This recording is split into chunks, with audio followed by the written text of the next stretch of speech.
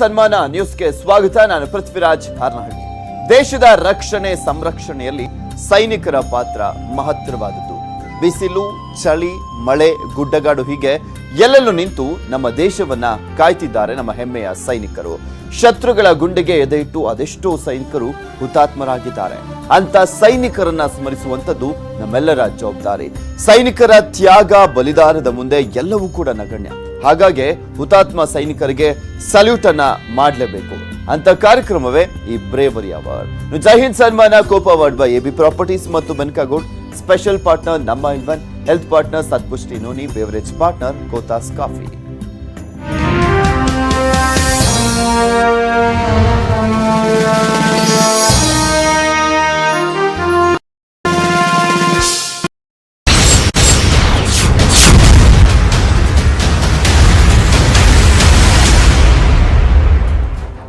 ಸಚಿವ ಸಂಪುಟ ವಿಸ್ತರಣೆ ಆಯಿತು, ಆದ್ರೆ ಅತೃಪ್ತರ ಅಸಮಾಧಾನ ಮಾತ್ರ ತಣ್ಣಗಾಗ್ತಾನೇ ಇಲ್ಲ. ದೆಹಲಿಯಲ್ಲಿ ಲಾಭಿಯನ್ನ ಮಾಡ್ತಾನೆ ಇದ್ದಾರೆ. ಬಿಜೆಪಿಯ ಶಿಖರಾಗಿರುವಂತಹ ರೇಣುಕಾಚಾರ್ಯ ಅವರು ಪ್ರಮುಖವಾಗಿ ಈ ಅತೃಪ್ತರ ನಾಯಕರಾಗ್ಲಿಕ್ಕೆ ಹೊರಟಿದ್ದಾರ ಕಾದ್ ನೋಡ್ಬೇಕು. ಯಾಕೆಂದ್ರೆ ಇವತ್ತು ಮೀಟಿಂಗ್ ಕೂಡ ಅಂದ್ರೆ ಒಂದು ಸಭೆಯನ್ನ ಸೇರ್ತಾ ಇದೀವಿ ಅಂತ ಹೇಳಿದ್ರು, ಬಟ್ ಆ ಸಭೆಯ ಬಗ್ಗೆನೂ ಕೂಡ ಕ್ಲಾರಿಟಿ ಇಲ್ಲ. ತುರ್ತು ಬುಲಾವ್ ಹಿನ್ನೆಲೆಯಲ್ಲಿ ದೆಹಲಿಗೆ ಬಂದಿದ್ದೇನೆ ಅಂತ ಹೇಳಿದ್ದಾರೆ. ಇಂದು ಬೆಳಗ್ಗೆ ಚರ್ಚೆಯನ್ನ ಮಾಡಿದ್ದೇನೆ ಅಂತ ರೇಣುಕಾಚಾರ್ಯ ಅವರು ತಿಳಿಸಿರುವಂತದ್ದು. ಯಾರನ್ನ ಭೇಟಿ ಮಾಡಿದ್ದೇನೆ, ಯಾವ ವಿಚಾರಕ್ಕೆ ಅಂತ ಹೇಳಲ್ಲ, ಎಲ್ಲವನ್ನೂ ಕೂಡ ಗೌಪ್ಯವಾಗಿಟ್ಟುಕೊಳ್ಳುತ್ತೇನೆ ಅಂತ ದೆಹಲಿಯಲ್ಲಿ ರೇಣುಕಾಚಾರ್ಯ ಅವರು ಹೇಳಿಕೆಯನ್ನ ನೀಡಿದ್ದಾರೆ. ರೇಣುಕಾಚಾರ್ಯ ಅವರು ಮುಖ್ಯಮಂತ್ರಿಗಳ ರಾಜಕೀಯ ಕಾರ್ಯದರ್ಶಿ ಆಗಿರುವಂತಹ ರೇಣುಕಾಚಾರ್ಯ ಅವರು ಸಚಿವ ಸಂಪುಟ ವಿಸ್ತರಣೆಯ ವಿಚಾರಕ್ಕೆ ಸಂಬಂಧಪಟ್ಟಂತೆ ಸಚಿವ ಸಂಪುಟ ವಿಸ್ತರಣೆಯಾದಾಗಿನಿಂದಲೂ ಕೂಡ ಸಾಕಷ್ಟು ಅಸಮಾಧಾನವನ್ನ ವ್ಯಕ್ತಪಡಿಸ್ತಾನೆ ಬರ್ತಾ ಇದ್ದಾರೆ. ಈಗ ಆಲ್ರೆಡಿ ಅರುಣ್ ಸಿಂಗ್ ಅವರನ್ನ ಸಚಿವ ಸಂಪುಟ ವಿಸ್ತರಣೆ ದಿನ 2 ಬಾರಿ, ಅದಾದ್ಮೇಲೆ ದೆಹಲಿಗೆ ಹೋಗಿ 1 ಬಾರಿ ಭೇಟಿ ಮಾಡಿದ್ರು, 3 ಬಾರಿ ಟೋಟಲ್ ಆಗಿ ಭೇಟಿ ಮಾಡಿದ್ರು. ಈಗ ಮತ್ತೊಮ್ಮೆ ದೆಹಲಿಗೆ ಹೋಗಿದ್ದಾರೆ ರೇಣುಕಾಚಾರ್ಯ ಅವರು. ಯಾರನ್ನ ಭೇಟಿ ಮಾಡಿದ್ದೇನೆ, ಯಾವ ವಿಚಾರಕ್ಕೆ ಸಂಬಂಧಪಟ್ಟಂತೆ ಭೇಟಿ ಮಾಡಿದ್ದೇನೆ ಅನ್ನುವಂಥದ್ದನ್ನ ಹೇಳೋದಿಲ್ಲ ಅಂತ ರೇಣುಕಾಚಾರ್ಯ ಅವರು ಹೇಳಿದ್ದಾರೆ. ಇಲ್ಲಿ ಗೆಳೆಯರು ಶತ್ರುಗಳು ಅಂತ ನಾನು ಬೇರೆ ಬೇರೆ ಕೆಲಸಗಳ ನಿಮಿತ್ತ ದೆಹಲಿಗೆ ಬಂದಿದ್ದೀನಿ. ಯಾವುದನ್ನು ಬಹಿರಂಗವಾಗಿ ನನ್ನ ಬಾಯಿಂದ ಒಂದು ಶಬ್ದನೂ ನಾನು ಮಾತಾಡಲ್ಲ. ಗೌಪ್ಯತೆಯನ್ನು ಕಾಪಾಡಿಕೊಳ್ಬೇಕಾದ್ರೆ ನನ್ನ ಕರ್ತವ್ಯ ಕಾಪಾಡ್ಕೊಳ್ತಾರೆ. ಮಾತಾಡಿದ್ರೆ ಹೋಯ್ತು, ಆಯಿತು, ಮುತ್ತು ಹೊಡೆದ್ರೆ ಕೂರಿಸಲ್ಲ. ಹಾಗೆ ಒಂದು ಸರಿ ನಾವು ನಮ್ಮ ಬಾಯಲ್ಲಿ ಬರ್ತಕ್ಕಂಥ ಶಬ್ದಗಳು, ಪದ ಬಳಕೆಗಳು ವ್ಯತ್ಯಾಸ ಆದರೆ ಬಹುಶಃ ಜನ ನಮ್ಮನ್ನು ಒಪ್ಪಲ್ಲ. ಹಾಗಾಗಿ ನಾವು ಗೌರವದಿಂದ ಮಾತಾಡಬೇಕಾದ್ರೆ ನಮ್ಮೆಲ್ಲರ ಕರ್ತವ್ಯ. ನಾನು ತುರ್ತಾಗಿ ರಾತ್ರಿ 10:30ಕ್ಕೆ ಕರೆ ಬಂದಾಗ ನಾನು ಭೇಟಿ ಕೊಟ್ಟಿದ್ದೆ.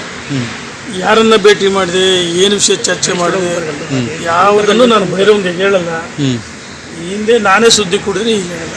ಗೌಪ್ಯತೆ ನಿಮಿಷಗಳ ಕಾಲ ಮಾತಾಡಿದ್ದೀನಿ, ಚರ್ಚೆ ಮಾಡಿದ್ದೀನಿ. ಆದರೆ ಮಾಧ್ಯಮದಲ್ಲಿ ದೂರು ಅದು ಬರ್ತದೆ, ನಾನು ದೂರು ಕೊಡೋಕೆ ಖಂಡಿತ ಬಂದಿಲ್ಲ. ಏನೋ CD ಎಲ್ಲ ಎತ್ಕೊಂಡ್ಬಂದವ್ರು ರೇಣುಕಾಚಾರ್ಯ ಅಂತ ಸುಮ್ಮನೆ ಊಹಾಪೋಹ ಕಟ್ಟುಕತೆಗಳು, CD ಸುಮ್ಮನೆ ವಿನಾಕಾರಣ ಮಾತಾಡೋದು ಒಳ್ಳೇದಲ್ಲ ಅಂತ ನನ್ನ ಭಾವನೆ. ಇಲ್ಲಿ ಗೆಳೆಯರು ಶತ್ರುಗಳು ಅಂತ ನಾನು ಬೇರೆ ಬೇರೆ ಕೆಲಸಗಳ ನಿಮಿತ್ತ ದೆಹಲಿಗೆ ಬಂದಿದ್ದೀನಿ. ಯಾವುದನ್ನು ಬಹಿರಂಗವಾಗಿ ನನ್ನ ಬಾಯಿಂದ ಒಂದು ಶಬ್ದನೂ ನಾನು ಮಾತಾಡಲ್ಲ. ಗೌಪ್ಯತೆಯನ್ನು ಕಾಪಾಡಿಕೊಳ್ಬೇಕಾದ್ರೆ ನನ್ನ ಕರ್ತವ್ಯ ಕಾಪಾಡ್ಕೊಳ್ತಾರೆ. ಮಾತಾಡಿದ್ರೆ ಹೋಯ್ತು, ಆಯಿತು, ಮುತ್ತು ಹೊಡೆದ್ರೆ ಕೂರಿಸಲ್ಲ. ಹಾಗೆ ಒಂದು ಸರಿ ನಾವು ನಮ್ಮ ಬಾಯಲ್ಲಿ ಬರ್ತಕ್ಕಂಥ ಶಬ್ದಗಳು, ಪದ ಬಳಕೆಗಳು ವ್ಯತ್ಯಾಸ ಆದರೆ. ರೇಣುಕಾಚಾರ್ಯ ದೆಹಲಿ ಪ್ರವಾಸದ ವಿಚಾರಕ್ಕೆ ಸಂಬಂಧಪಟ್ಟಂತೆ ಮನುಷ್ಯ ಅಂದಮೇಲೆ ನೋವಿರುವಂತದ್ದು ಸಹಜ ಅಂತ ಸಿಎಂ ಪುತ್ರ ಸಂಸದ ರಾಘವೇಂದ್ರ ಅವರು ಹೇಳಿಕೆಯನ್ನ ನೀಡಿದ್ದಾರೆ. ಇಲ್ಲಿ ಪ್ರಮುಖವಾಗಿ ರೇಣುಕಾಚಾರ್ಯ ಅಸಮಾಧಾನದ ವಿಚಾರಕ್ಕೆ ಸಂಬಂಧಪಟ್ಟಂತೆ ಒಂದ್ ಕಡೆ ದೆಹಲಿಗೆ ಬೇರೆ ಹೋಗಿದ್ದಾರೆ. ಸೊ ಈ ಒಂದು ವಿಚಾರದ ಬಗ್ಗೆ ರಿಯಾಕ್ಟ್ ಮಾಡಿರುವಂತ ರಾಘವೇಂದ್ರ ಅವರು ಮನುಷ್ಯ ಅಂದಮೇಲೆ ನೋವು ಇರುವಂತದ್ದು ಸಹಜ ಅಂತ ಹೇಳಿದ್ದಾರೆ. ರೇಣುಕಾಚಾರ್ಯ ಬೇರೆ ರೀತಿಯಲ್ಲಿ ನೋವನ್ನ ಹೇಳ್ತಿದ್ದಾರೆ. ಒಂದು ಚೌಕಟ್ಟಿನಲ್ಲಿ ಕುಳಿತು ಸಮಸ್ಯೆಯನ್ನ ಬಗೆಹರಿಸಿಕೊಳ್ಬೇಕು, ಎಲ್ಲವೂ ಕೂಡ ಸರಿಯಾಗುತ್ತದೆ ಅಂತ ಹೇಳಿದ್ದಾರೆ ಸಂಸದ ರಾಘವೇಂದ್ರ ಅವರು. ಗುಂಬಾಶಿ ಆನೆಗುಡ್ಡೆ ದೇವಾಲಯದಲ್ಲಿ ರಾಘವೇಂದ್ರ ಅವರು ಹೇಳಿಕೆಯನ್ನ ಕೊಟ್ಟಿದ್ದಾರೆ. ರೇಣುಸ್ವಾಮಿ ಅವರು ಸಹಜವಾಗಿ ಅವರ ನೋವನ್ನು ಬೇರೆ ಬೇರೆ ರೀತಿಯಲ್ಲಿ ವ್ಯಕ್ತಪಡಿಸಿದ್ದಾರೆ. ಮತ್ತು ಅವ್ರ ನೋವು ಇರುತ್ತೆ ಸಹಜ. ಒಬ್ಬ ಮನುಷ್ಯ ಅಂದಮೇಲೆ, ಮುಖಂಡರುಗಳಂದಮೇಲೆ ಒಬ್ಬೊಬ್ಬರು ವೈಯಕ್ತಿಕ ವಿಚಾರಗಳು ಬೇರೆ ಬೇರೆ ಇರುತ್ತೆ. ಸೊ ಒಂದು ಚೌಕಟ್ಟಲ್ಲಿ ಕೂತ್ಕೊಂಡು ಬಗೆಹರಿಸ್ಕೊಳ್ಲಿಕ್ಕೆ ಅದಕ್ಕೆ ಅವಕಾಶಗಳಿದೆ. ಆ ದಿಕ್ಕಲ್ಲಿ ವಿಶ್ವಾಸ ಇದೆ. ಒಂದೆರಡು ದಿನ ನೋವನ್ನು ಹೊರ ಹಾಕ್ತಾರೆ, ಎಲ್ಲದೂ ಕೂಡ ಸರಿ ತೂಸ್ಕೊಂಡು ಹೋಗುತ್ತೆ, ಸರಿ ಕೆಲಸ ಕೂಡ. ಮನುಷ್ಯರು ರೇಣುಸ್ವಾಮಿ ಖಾತೆ ಹಂಚಿಕೆ ಬಗ್ಗೆ ಇಂದು ಹಿರಿಯ ಸಚಿವರ ಸಭೆಯನ್ನ ಸೇರಲಾಗುತ್ತೆ. ಹಿರಿಯ ಸಚಿವರ ಜೊತೆ ಮುಖ್ಯಮಂತ್ರಿಗಳು ಸಂಜೆ ಸಭೆಯನ್ನ ಕರೆದಿದ್ದಾರೆ. ಖಾತೆ ಹಂಚಿಕೆಯ ವಿಚಾರಕ್ಕೆ ಸಂಬಂಧಪಟ್ಟಂತೆ ಯಡಿಯೂರಪ್ಪನವರು ನಿನ್ನೆ ಹೇಳಿದ್ರು, ಪ್ರಮುಖವಾಗಿ ಹಿರಿಯ ನಾಯಕರ ಜೊತೆ ಚರ್ಚೆ ಮಾಡ್ತೀನಿ ಅಂತ, ಹಿರಿಯ ಸಚಿವರುಗಳ ಜೊತೆ. ಯಾಕೆಂದ್ರೆ ಇಲ್ಲಿ ಕೆಲವರ ಖಾತೆ ಅದಲು ಬದಲಾಗುತ್ತೆ, ಮತ್ತೊಂದ್ ಕಡೆ ಹೆಚ್ಚುವರಿ ಖಾತೆ ಇರುವಂತವರ ಖಾತೆಗಳನ್ನ ಕೂಡ ಬಿಟ್ಕೊಡ್ಬೇಕಾಗಿರುವಂತಹ ಹಿನ್ನೆಲೆಯಲ್ಲಿ ಕೂಲಂಕುಷವಾಗಿ ಚರ್ಚೆಯನ್ನ ಮಾಡಲಿದ್ದಾರೆ. ಉಡುಪಿಯಿಂದ ವಾಪಸ್ ಬಂದಾಕ್ಷಣ ಸಭೆಯನ್ನ ಸೇರಲಿರುವಂತದ್ದು. ಖಾತೆ ಹಂಚುವಂತದ್ದು ಸಿಎಂ ಪರಮಾಧಿಕಾರ. ಇದ್ರ ಬಗ್ಗೆ ಸಿಎಂ ನಿರ್ಧಾರವೇ ಅಂತಿಮ ಅಂತ ಹೇಳಿದ್ದಾರೆ ಗೃಹ ಸಚಿವರಾಗಿರುವಂತಹ ಬಸವರಾಜ ಬೊಮ್ಮಾಯಿ ಅವರು. ಈ ಮಂತ್ರಿ ಮಾಡೋದು ಖಾತೆ ಹಂಚು ಅಂತ ಪರಮಾಧಿಕಾರ ಮುಖ್ಯಮಂತ್ರಿ ಅವರು ಅಂತಿಮವಾದಂಥ ತೀರ್ಮಾನ ತಗೊಳ್ಬೇಕಾದ್ರೆ ಅವ್ರಿಗೆ ಯಾರ ಹತ್ರ ಮಾತಾಡಬೇಕನ್ನೋ ಅವಶ್ಯಕತೆ ಅನ್ನಿಸ್ತದೆ.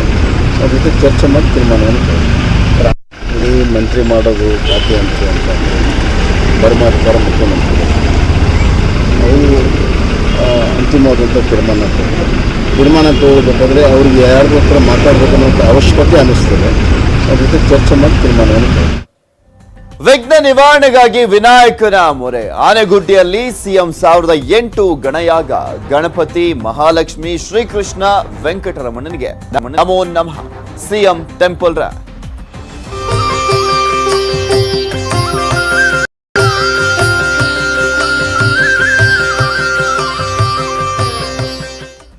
ರಾಜಕೀಯ ಒತ್ತಡಗಳಿಂದ ಟೆನ್ಷನ್ ನಲ್ಲಿದ್ದಂತ ಮುಖ್ಯಮಂತ್ರಿಗಳಾಗಿರುವಂತಹ ಯಡಿಯೂರಪ್ಪನವರು ದೇವರ ಮೊರೆ ಹೋಗಿದ್ದಾರೆ. ಕರಾವಳಿಯಲ್ಲಿ ದೇಗುಲಗಳಲ್ಲಿ 2 ದಿನಗಳಿಂದ ಸಿಎಂ ಟೆಂಪಲ್ ರನ್ ಅನ್ನ ಮಾಡ್ತಿದ್ದಾರೆ. ಸಮಾಧಾನ, ನೆಮ್ಮದಿ, ತೃಪ್ತಿಗಾಗಿ ಸಿಎಂ ಟೆಂಪಲ್ ರನ್ ಅನ್ನ ಮಾಡ್ತಾ ಇದ್ರು.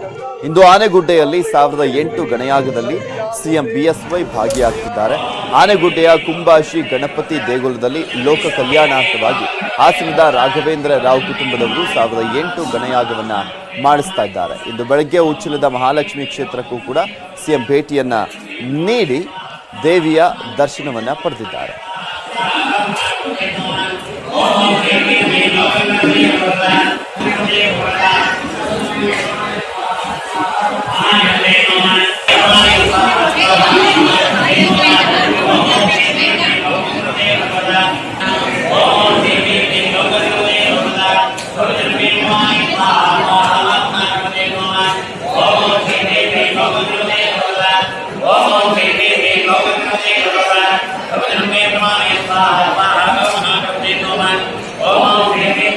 ಇವತ್ತು ನಾವು ಗೋಪಾಡಿ ರಾಘವೇಂದ್ರ ರಾವ್ ಮತ್ತು ಅವರ ಕುಟುಂಬದವರು ಮತ್ತು ರಾಮಚಂದ್ರ ರಾವ್ ಮತ್ತು ಬ್ರದರ್ಸ್ ನಾವು ಎಲ್ಲರೂ ಸೇರಿ ಒಂದು ಕುಟುಂಬದ ಕಾರ್ಯಕ್ರಮವನ್ನು ಇಲ್ಲಿ ಮಾಡ್ತಾ ಇದ್ದೀವಿ.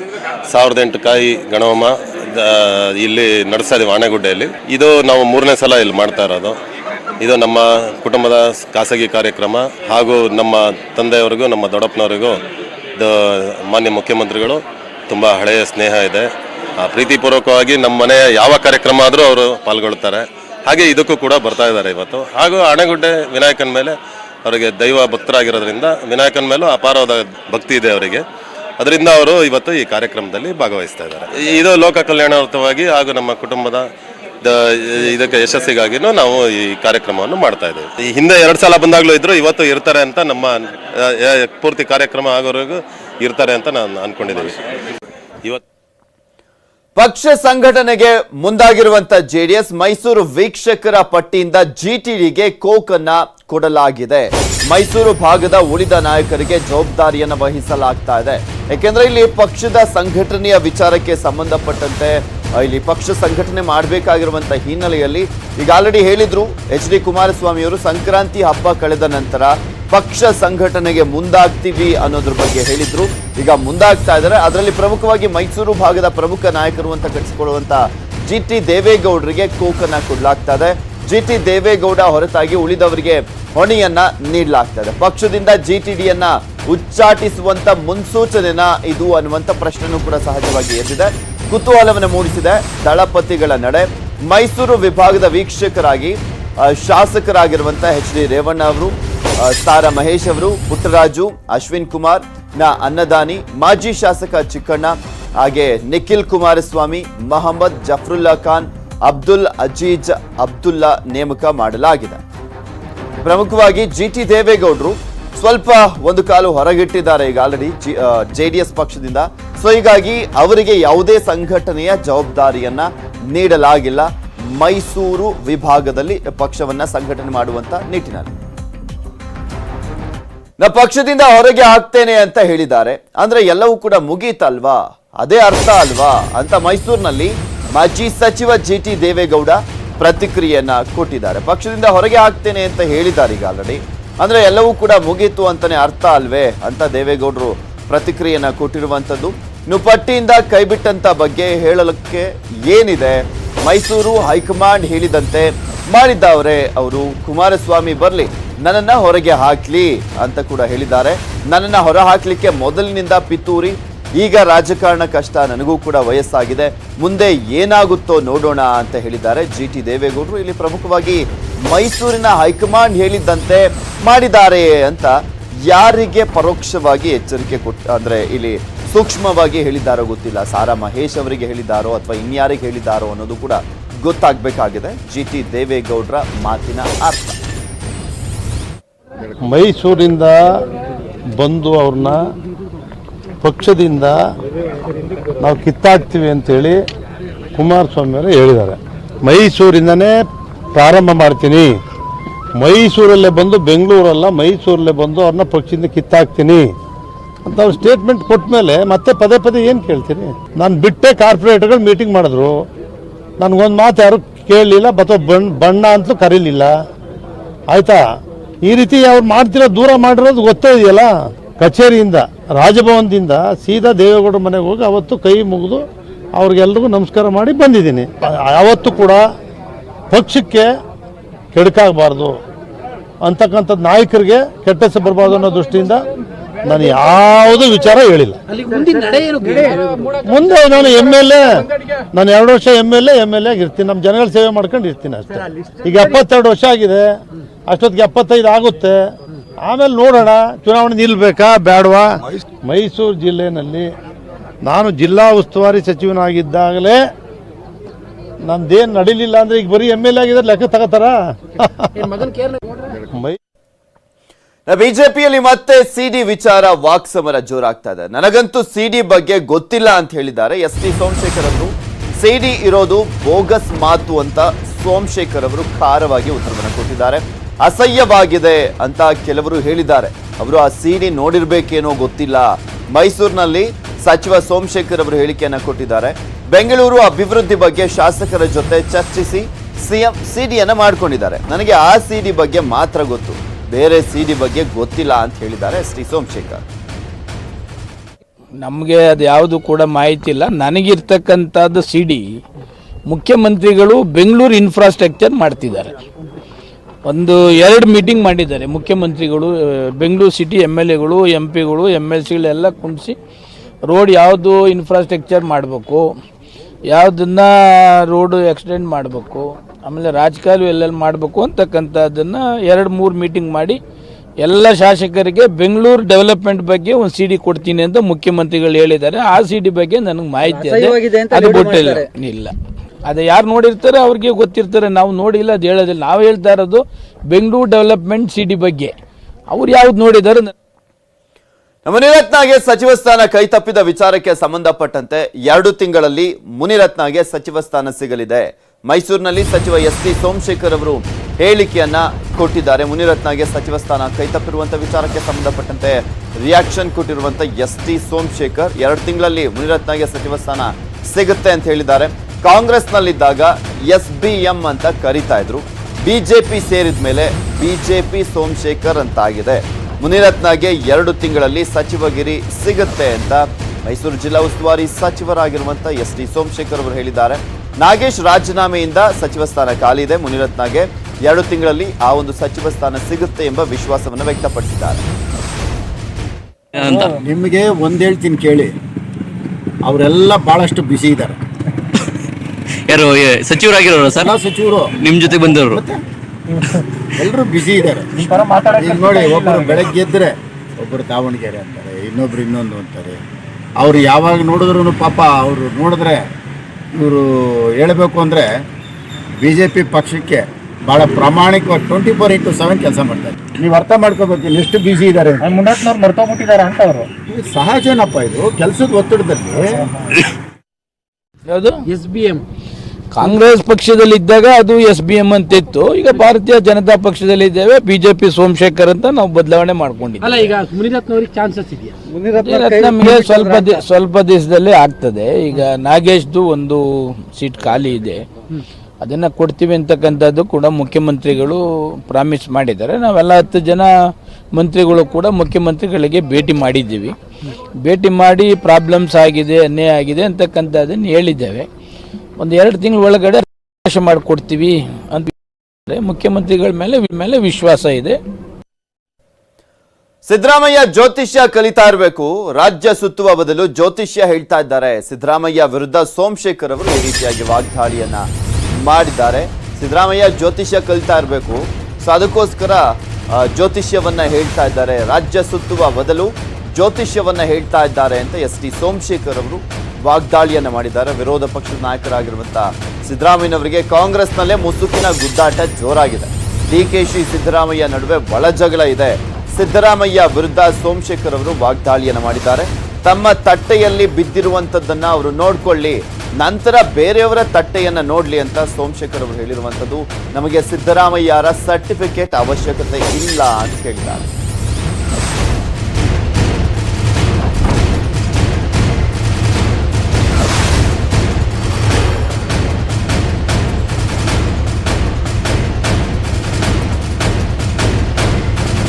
ಸಿದ್ದರಾಮಯ್ಯನವರು ಇಲ್ಲಿ ಪ್ರಮುಖವಾಗಿ ಯಡಿಯೂರಪ್ಪನವರು ಏಪ್ರಿಲ್ ನಂತರ CM ಸ್ಥಾನದಿಂದ ಕೆಳಗಿಳಿಯಲಿದ್ದಾರೆ ಅನ್ನುವಂಥ ವಿಚಾರಕ್ಕೆ ಸಂಬಂಧಪಟ್ಟಂತೆ ಮಾತನಾಡಿದ್ರ ಬಗ್ಗೆ ಇಲ್ಲಿ ST ಸೋಮಶೇಖರ್ ಅವರು ಸಿದ್ದರಾಮಯ್ಯನವರ ವಿರುದ್ಧ ವಾಗ್ದಾಳಿಯನ್ನು ಮಾಡಿರುವಂಥದ್ದು. ಸಿದ್ದರಾಮಯ್ಯನವರು ಈಗ ಜ್ಯೋತಿಷ್ಯವನ್ನ ಹೇಳ್ತಾ ಇದ್ದಾರೆ. ಅವರು ರಾಜ್ಯ ಸುತ್ತೋ ಬದಲು ಜ್ಯೋತಿಷ್ಯವನ್ನ ಹೇಳುವಂತೆ ಕೆಲಸ ಮಾಡ್ತಾ ಇದ್ದಾರೆ. ತಮ್ಮ ತಟ್ಟೆಯಲ್ಲಿ ಬಿದ್ದಿರುವಂಥದ್ದನ್ನ ಮೊದಲು ನೋಡ್ಕೊಳ್ಳಿ ಅವರು, ನಂತರ ಬೇರೆಯವರ ತಟ್ಟೆಯನ್ನ ನೋಡ್ಲಿ ಅಂತ ಖಾರವಾಗಿ ST ಸೋಮಶೇಖರ್ ಅವರು ಪ್ರತಿಕ್ರಿಯೆಯನ್ನ ಕೊಟ್ಟಿದ್ದಾರೆ. ಈಗ ಬಂದ್ಬಿಟ್ಟು ತೆಗೆದಾಕ್ತೀವಿ ಅಂತ ಹೇಳ್ತಾರೆ ಯಾರಾದ್ರೂ? ಯಡಿಯೂರಪ್ಪನವ್ರು ತೆಗೆದಾಕ್ಬಿಡ್ತೀವಿ ಅಂತ ಹೇಳ್ತಾರೇನ್ರಿ? ಯಾರೇ ಅಮಿತ್ ಶಾ ಆಗಲಿ ಅಥವಾ ಯಾವುದೇ ಪಾರ್ಟಿ ಹೈಕಮಾಂಡ್ ಆಗಲಿ ತೆಗೆದುಬಿಡ್ತೀವಿ ಅಂತ ಹೇಳ್ತಾರ? ಹಂಗೆ ಹೇಳಕ್ ಬರಲ್ಲ. ತೆಗೆದುಬಿಡ್ತೀವಿ ಅಂತಂದ್ರೆ ಸರ್ಕಾರ ನಡೀತದ? ಕೆಲಸ ಮಾಡೋಕ್ಕಾಗತ್ತಾ? ಅದರಿಂದ ಆ ಥರ ಹೇಳ್ತಾ ಇದ್ದಾರೆ. ಬಟ್ ನನಗಿರೋ ಇನ್ಫಾರ್ಮೇಶನ್ ಅದು RSSನವ್ರ ಮೂಲಗಳಿಂದ ನನಗೆ ಬಂದಿರತಕ್ಕಂಥ ಇನ್ಫಾರ್ಮೇಶನ್ ಏನಪ್ಪಾ ಅಂತಂದ್ರೆ ಯಡಿಯೂರಪ್ಪನವ್ರನ್ನ ಏಪ್ರಿಲ್ ಆದ್ಮೇಲೆ ತೆಗಿತಾರೆ ಅಂತೇಳಿ ನಾನು ಹೇಳಿದ್ದೀನಿ. ನನಗಿರೋ ಇನ್ಫಾರ್ಮೇಶನ್ ಹೇಳಿದ್ದೀನಿ. ಅದು it may be true, it may not be true. ನನ್ನ ಪ್ರಕಾರ ಖಚಿತವಾಗಿದೆ ಅಂತ ನನಗಿದ್ದದ್ದು. ಬಟ್ ಅಲ್ಲದೆ ಹೋಗಿದ್ರೆ ಲೀಡರ್ಶಿಪ್ ಬದಲಾವಣೆ ಮಾಡ್ತಕ್ಕಂಥ ವಿಚಾರ ಚರ್ಚೆನಲ್ಲಿ ಇಲ್ಲದೆ ಹೋಗಿದ್ರೆ ಇಷ್ಟು ದಿನ ಯಾಕೆ ಬೇಕಾಗಿತ್ತು ಎಕ್ಸ್ಪಾನ್ಷನ್ ಮಾಡೋಕ್ಕೆ?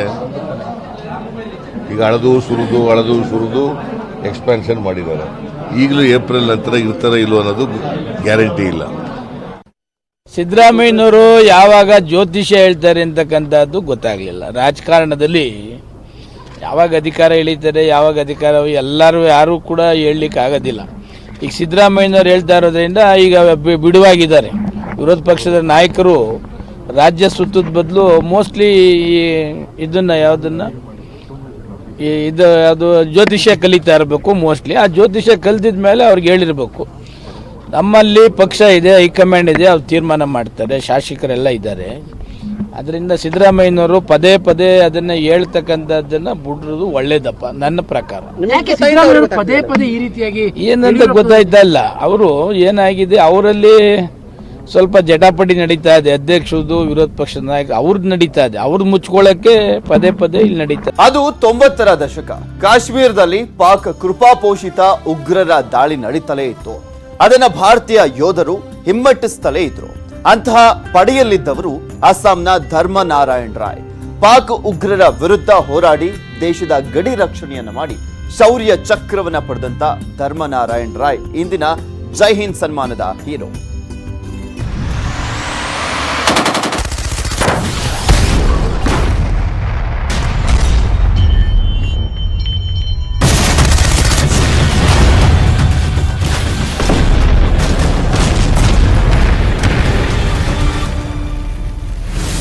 ಈಶಾನ್ಯ ರಾಜ್ಯ ಅಸ್ಸಾಂನ ಬಂಗೈಗಾಂವ್ ಜಿಲ್ಲೆಯ ಶ್ರೀ ಜಂಗ್ರಾಮ್ ಗ್ರಾಮದಲ್ಲಿ 1956ರ ಏಪ್ರಿಲ್ 1ರಂದು ಜನಿಸಿದ್ರು ಧರ್ಮನಾರಾಯಣ್ ರಾಯ್. ಸೇನೆ ಸೇರಿ ದೇಶ ಸೇವೆ ಮಾಡಬೇಕು ಅನ್ನೋ ಹಂಬಲದಲ್ಲಿದ್ದ ಆತನಿಗೆ 4 ಗೋಡೆಗಳ ಮಧ್ಯೆ ವಿದ್ಯಾಭ್ಯಾಸ ಮಾಡುವುದು ಕಷ್ಟವೇ ಅನ್ನಿಸ್ತಿತ್ತು. 20ನೇ ವಯಸ್ಸಲ್ಲಿ ಅಸ್ಸಾಂ ರೆಜಿಮೆಂಟ್ ಸೇರಿದ ರಾಯ್ ತಮ್ಮ ಕನಸನ್ನ ಸಾಕಾರಗೊಳಿಸಿದ್ರು. ಸೇನೆಯ ಯೋಧನಾಗಿ ಹಲವಾರು ಕಡೆ ಕರ್ತವ್ಯ ನಿರ್ವಹಿಸಿದ್ದ ಅವರು ಸಾಹಸ ಧೈರ್ಯ ಮೆರೆದು ಕೀರ್ತಿ ಗಳಿಸಿದರು.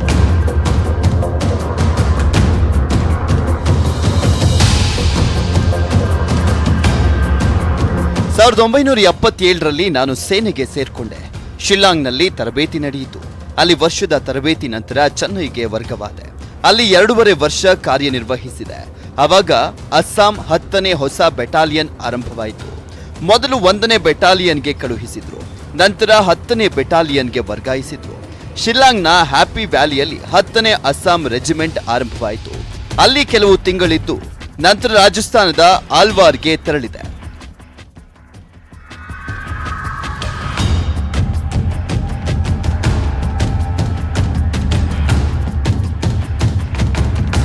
ಕಾಶ್ಮೀರದಲ್ಲಿ 1997ರ ಇಸ್ವಿಯಲ್ಲಿ ಪಾಕ್ ಉಗ್ರರ ಉಪಟಳ ಏರುಗತಿಯಲ್ಲಿತ್ತು. ಭಾರತೀಯ ನೆಲದಲ್ಲಿ ಉಗ್ರರ ದಾಳಿಗಳು ನಡೆಯುತ್ತಲೇ ಇತ್ತು. 1997ರ ಆಗಸ್ಟ್ 15ರಂದು ಪಾಕ್ ಉಗ್ರರು ಕಾಶ್ಮೀರದಲ್ಲೇ ಬೀಡು ಬಿಟ್ಟಿದ್ದು ತಮ್ಮ ನೆಲೆ ಸ್ಥಾಪಿಸುತ್ತಿದ್ದಾರೆಂಬ ಗುಪ್ತ ಮಾಹಿತಿ ಅಸ್ಸಾಂ ರೆಜಿಮೆಂಟ್ಗೆ ತಲುಪಿತ್ತು. ಕ್ಷಣಮಾತ್ರದಲ್ಲೇ ಕಾರ್ಯಾಚರಣೆಗೆ ಸಿದ್ಧರಾದ ಧರ್ಮನಾರಾಯಣ್ ರಾಯ್ ತಂಡದೊಂದಿಗೆ ಉಗ್ರರ ವಿರುದ್ಧ ದಾಳಿ ಆರಂಭಿಸಿಯೇ ಬಿಟ್ರು.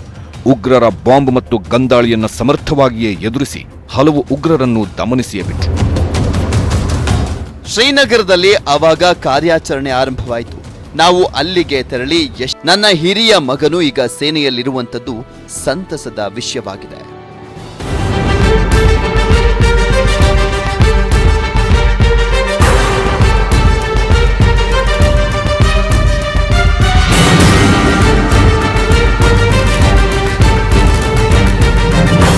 ಈಗ ನಿವೃತ್ತ ಬದುಕು ಸಾಗಿಸುತ್ತಿರುವ ಧರ್ಮನಾರಾಯಣ್ ರಾಯ್ ತಮ್ಮ ಸೇನಾ ಜೀವನವನ್ನೆಂದಿಗೂ ಮರೆಯುವುದಿಲ್ಲ.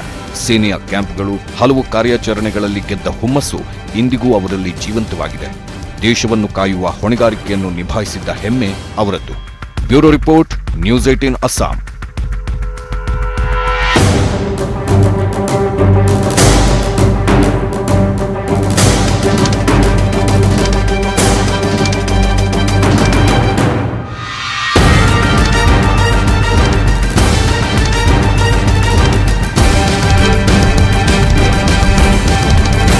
ಟೆನ್ಷನ್ ಅಲ್ಲಿದ್ದಂತ ಸಿಎಂ ಯಡಿಯೂರಪ್ಪನವರು ದೇವರ ಮೊರೆ ಹೋಗಿದ್ದಾರೆ. ಕರಾವಳಿಯಲ್ಲಿ ಆ ದೇಗುಲಗಳಲ್ಲಿ 2 ದಿನಗಳಿಂದ ಸಿಎಂ ಟೆಂಪಲ್ ರನ್ ಅನ್ನ ಮಾಡ್ತಿದ್ದಾರೆ. ಸಮಾಧಾನ, ನೆಮ್ಮದಿ, ತೃಪ್ತಿಗಾಗಿ ಇಂದು ಆನೆಗುಡ್ಡೆಯಲ್ಲಿ 1008 ತೆಂಗಿನಕಾಯಿಯನ್ನು ಬಳಸಿ ಗಣಯಾಗವನ್ನು ಮಾಡಿಸ್ತಾ ಇದ್ದಾರೆ. ಆನೆಗುಡ್ಡೆಯ ಕುಂಬಾಶಿ ಗಣಪತಿ ದೇಗುಲದಲ್ಲಿ ಲೋಕ ಕಲ್ಯಾಣಾರ್ಥವಾಗಿ ಸಿಎಂ ಆಪ್ತರಾದಂತಹ ಹಾಸನದ ರಾಘವೇಂದ್ರ ರಾವ್ ಕುಟುಂಬದವರು 1008 ಗಣಯಾಗವನ್ನು ಮಾಡಿಸ್ತಾ ಇದ್ದಾರೆ. ಯಾಗದಲ್ಲಿ ಸಿಎಂ ಜೊತೆಗೆ ಪುತ್ರ BY ರಾಘವೇಂದ್ರ ಹಾಗೆ RSSನ ಪ್ರಮುಖ ನಾಯಕರಾಗಿರುವಂತಹ ಕಲ್ಲಡ್ಕ ಪ್ರಭಾಕರ್ ಭಟ್ ಅವರು ಸೇರಿದಂತೆ ಕೆಲ ಮುಖಂಡರು ಭಾಗವಹಿಸಿದ್ದಾರೆ.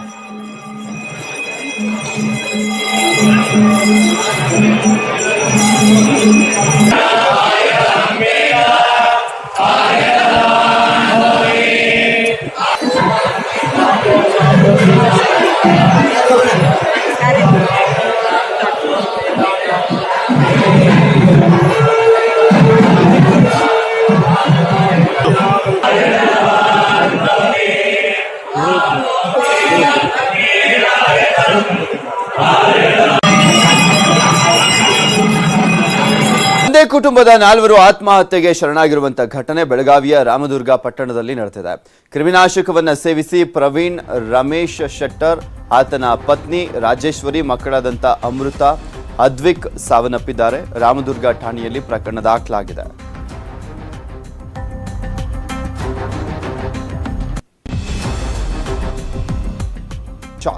Shocking murder.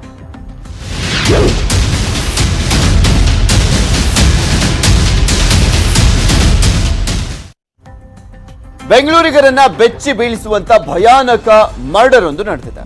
KR ಪುರಂ ಸಮೀಪದ ಅವಲಹಳ್ಳಿ ಕೆರೆ ಬಳಿ ಗೋಣಿ ಚೀಲದಲ್ಲಿ ದೇಹ ಪತ್ತೆ ಆಗಿದೆ. ಮರ ಕಟಾವು ಮಾಡುವಂತ ಯಂತ್ರದಿಂದ ದೇಹವನ್ನ ಕಟ್ ಮಾಡಿ ರುಂಡ ಮುಂಡ ಎರಡೂ ಕೈ ಬೇರ್ಪಡಿಸಿ ದುಷ್ಕರ್ಮಿಗಳು ಗೋಣಿ ಚೀಲದಲ್ಲಿ ಕಟ್ಟಿ ಬಿಸಾಡಿದ್ದಾರೆ. ಮಲ್ಲೇಶ್ವರಂನ ಯುವಕ ಕೌಶಾಲ್ ಪ್ರಸಾದ್ ಮೃತದೇಹ ಅಂತ ತಿಳಿದು ಬಂದಿದೆ. ಕೌಶಾಲ್ ಸಾವಿಗೆ ತಂದೆ ಮತ್ತೆ ತಮ್ಮನೇ ಕಾರಣ ಎಂಬ ಸತ್ಯವೂ ಕೂಡ ಬೆಳಕಿಗೆ ಬಂದಿದೆ. ಮಗು ಕುಡಿದು ಬಂದು ಹಲ್ಲೆ ಮಾಡ್ತಿದ್ದ ಅಂತ ಅಪ್ಪ ಮತ್ತೆ ಕಿರಿ ಮಗ ಸುಪಾರಿ ಕೊಟ್ಟು ಹತ್ಯೆಯನ್ನ ಮಾಡಿಸಿದ್ದಾರೆ ಎಂದು ವಿಚಾರಣೆ ವೇಳೆ ತಿಳಿದು ಬಂದಿದೆ. ಮಗ ಶವ ಪತ್ತೆಯಾದಂಥ ದಿನವೇ ತಂದೆ ಮಿಸ್ಸಿಂಗ್ ಕೇಸ್ ಅನ್ನು ನೀಡಿ ಡ್ರಾಮಾ ಮಾಡಿದ್ದ. ಅನುಮಾನಗೊಂಡಂತ ಪೊಲೀಸರು ತೀವ್ರ ವಿಚಾರಣೆಗೊಳಪಡಿಸಿದ್ದಾಗ ಸತ್ಯ ಹೊರಬಂದಿದೆ. ಪ್ರಕರಣದ ಸಂಬಂಧ ಪೊಲೀಸರು ತೀವ್ರ ವಿಚಾರಣೆಯನ್ನ ನಡೆಸುತ್ತಿದ್ದಾರೆ.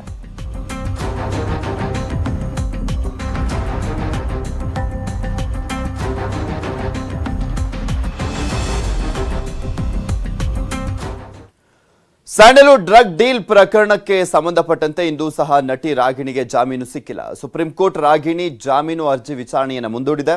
ಹೈಕೋರ್ಟ್ ಆದೇಶ ಪ್ರಶ್ನಿಸಿ ಸಲ್ಲಿಸಿದಂತ ಅರ್ಜಿಯನ್ನ ಗುರುವಾರಕ್ಕೆ ಸುಪ್ರೀಂ ಕೋರ್ಟ್ ನ್ಯಾಯಮೂರ್ತಿಗಳಾಗಿರುವಂತಹ ರೋಹಿಂಗ್ಟನ್ ನಾರಿಮನ್ ಪೀಠ ಮುಂದೂಡಿದೆ.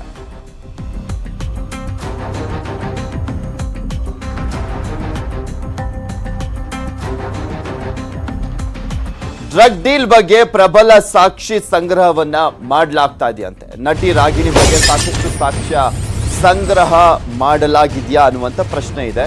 ಡ್ರಗ್ ಖರೀದಿಸಿದಂತ ವ್ಯಕ್ತಿಯ ಹೇಳಿಕೆಯನ್ನ ದಾಖಲು ಮಾಡಿಕೊಳ್ಳಲಾಗಿದೆ ಅಂತ ಹೇಳಲಾಗ್ತಾ ಇರುವಂಥದ್ದು. ಕೋರ್ಟ್ನಲ್ಲೇ ಸ್ವಇಚ್ಛಾ ಹೇಳಿಕೆ ದಾಖಲಿಸಿದೆ ಸಿಸಿಬಿ ಅಂತ ಹೇಳಲಾಗ್ತಾ ಇದೆ. ಸಾಕ್ಷಿಗಳು ಉಲ್ಟಾ ಆಗಬಾರ್ದೆಂದು ಹೇಳಿಕೆಯನ್ನ ದಾಖಲು ಮಾಡಲಾಗ್ತಾ ಇದೆ. ಡ್ರಗ್ ಡೀಲ್ ಬಗ್ಗೆ ಸಿಸಿಬಿ ಚಾರ್ಜ್ ಶೀಟ್ ತಯಾರಿ ಆಗ್ತಾ ಇದೆ. ಫೆಬ್ರವರಿಯಲ್ಲಿ ಚಾರ್ಜ್ ಶೀಟ್ ಸಲ್ಲಿಸಲಿಕ್ಕೆ ಸಿಸಿಬಿ ಅಧಿಕಾರಿಗಳು ತಯಾರಿಯನ್ನ ಮಾಡಿಕೊಂಡಿದ್ದಾರೆ. ಸ್ವಇಚ್ಛಾ ಹೇಳಿಕೆಗಳನ್ನ ದಾಖಲಿಸ್ತಾ ಇದ್ದಾರೆ. ಆಮೇಲೆ ಎಲ್ಲಿ ಉಲ್ಟಾ ಆದವು ಆ ಹೇಳಿಕೆಗಳು ಅನ್ನುವಂಥ ಕಾರಣಕ್ಕೋಸ್ಕರ ಸಾಕಷ್ಟು ಮಾಹಿತಿಯನ್ನ ಈಗ ಆಲ್ರೆಡಿ ಕಲೆ ಹಾಕಿದ್ದಾರೆ. ಡ್ರಗ್ ಡೀಲ್ ಪ್ರಕರಣಕ್ಕೆ ಸಂಬಂಧಪಟ್ಟಂತೆ ಪ್ರಬಲ ಸಾಕ್ಷಿಯನ್ನ ಸಂಗ್ರಹ ಮಾಡಲಾಗಿದೆ ಅಂತ ಹೇಳಲಾಗ್ತದೆ. ಬಟ್ ಇಲ್ಲಿ ರಾಗಿಣಿ ಬಿಟ್ರೆ ಮತ್ತೆ ಕೆಲವರನ್ನ ಬಿಟ್ರೆ ಇನ್ಯಾರು ಕೂಡ ಅರೆಸ್ಟ್ ಆಗ್ತಾ ಇಲ್ಲ. ಈ ಒಂದು ಪ್ರಕರಣ ಅದು ಎಲ್ಲಿಗೆ ಹೋಗಿ ತಲುಪ್ತಾ ಇದೆ ಅಂತಲೂ ಕೂಡ ಸರಿಯಾಗಿ ಗೊತ್ತಾಗ್ತಾ ಇದೆ. ವಂಚಕ ಯುವರಾಜನ ಆಸ್ತಿ ಕೇಳಿದ್ರೆ ಶಾಕ್ ಆಗ್ತೀರಿ. 10-20 ಕೋಟಿ ಅಲ್ಲ, ಬರೋಬ್ಬರಿ 60 ಕೋಟಿ ಆಸ್ತಿಯನ್ನ ಮಾಡಿದ್ದಾನೆ ವಂಚಕ ಯುವರಾಜ್. ಯುವರಾಜನ 60 ಕೋಟಿ ಆಸ್ತಿ ಬಗ್ಗೆ ಅನುಮಾನ ಈಗ ವ್ಯಕ್ತವಾಗ್ತಾ ಇರುವಂಥದ್ದು. ಜನರಿಗೆ ವಂಚಿಸಿನೇ 60 ಕೋಟಿ ಆಸ್ತಿಯನ್ನ ಮಾಡಿದ್ದ ಅನ್ನುವಂಥ ಪ್ರಶ್ನೆ ಎದ್ದಿದೆ. ಸಿಸಿಬಿಯಿಂದ ಯುವರಾಜನ 18 ಪ್ರಾಪರ್ಟಿಗಳನ್ನ ಪತ್ತೆ ಹಚ್ಚಲಾಗಿರುವಂಥದ್ದು. ಎಲ್ಲೆಲ್ಲಿ ಆಸ್ತಿ ಇದೆ ಅನ್ನೋದ್ರ ಬಗ್ಗೆ ಸಿಸಿಬಿಗೆ ಮಾಹಿತಿ ಕೂಡ ಈಗ ಆಲ್ರೆಡಿ ಸಿಕ್ಕಿದೆ. 18 ಪ್ರಾಪರ್ಟಿಗಳ ಒಟ್ಟು ಮಾರುಕಟ್ಟೆಯ ಮೌಲ್ಯ 60 ಕೋಟಿ ಅಂತ ತಿಳಿದು ಬಂದಿದೆ. ಆಸ್ತಿಯ ಸಂಪೂರ್ಣ ವಿವರ ಕೋರ್ಟ್ಗೆ ನೀಡಿದ್ದಾರೆ ಸಿಸಿಬಿ ಅಧಿಕಾರಿಗಳು. ಸಾಕಷ್ಟು ಮೋಸವನ್ನ ಮಾಡಿನೇ ಆಸ್ತಿಯನ್ನ ಗಳಿಸಿರುವಂತ ಸಾಧ್ಯತೆ ದಟ್ಟವಾಗಿದೆ ಅಂತ ಹೇಳಲಾಗ್ತಾ ಇರುವಂತದ್ದು. ಈ ಪ್ರಮುಖವಾಗಿ 60 ಕೋಟಿ ಆಸ್ತಿ ಬಗ್ಗೆ, ಯುವರಾಜನ 60 ಕೋಟಿ ಆಸ್ತಿ ಬಗ್ಗೆ ಸಾಕಷ್ಟು ಅನುಮಾನಗಳು ಇದಾವೆ. 18 ಪ್ರಾಪರ್ಟಿಗಳು ಈತನ ವಿಚಾರಕ್ಕೆ ಸಂಬಂಧಪಟ್ಟಂತೆ ಈತನಿಗೆ ಸಂಬಂಧಪಟ್ಟ 18 ಪ್ರಾಪರ್ಟಿಗಳ ಬಗ್ಗೆ ಆಲ್ರೆಡಿ ಮಾಹಿತಿಯನ್ನು ಕಲೆ ಹಾಕಿದೆ ಸಿಸಿಬಿ.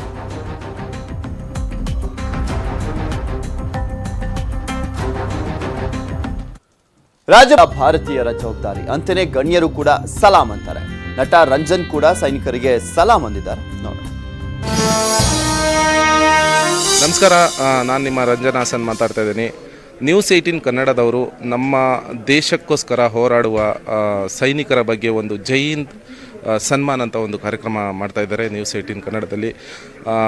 ನಮ್ಮ ರಾಜ್ಯದಿಂದ ಹೊರಗೋಗಿ ಗಡಿಯಲ್ಲಿ ನಮ್ಮ ದೇಶಕ್ಕೋಸ್ಕರ ಕಾಯ್ತಾರ ಅಂತ ಯೋಧರ ಬಗ್ಗೆ ಒಂದು ಒಳ್ಳೆ ಕಾರ್ಯಕ್ರಮ, ಅವರ ತ್ಯಾಗ ಬಲಿದಾನ, ಅದ್ರ ಬಗ್ಗೆ ಒಂದು ಒಳ್ಳೆ ಕಾರ್ಯಕ್ರಮನ ಮಾಡ್ತಾ ಇದ್ದಾರೆ.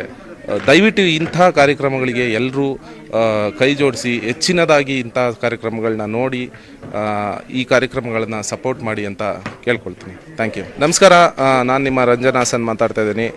ನ್ಯೂಸ್ 18 ಕನ್ನಡದವರು ನಮ್ಮ ದೇಶಕ್ಕೋಸ್ಕರ ಹೋರಾಡುವ ಸೈನಿಕರ ಬಗ್ಗೆ ಒಂದು ಜೈ ಹಿಂದ್ ಸನ್ಮಾನ್ ಅಂತ ಒಂದು ಕಾರ್ಯಕ್ರಮ ಮಾಡ್ತಾ ಇದ್ದಾರೆ ನ್ಯೂಸ್ 18 ಕನ್ನಡದಲ್ಲಿ.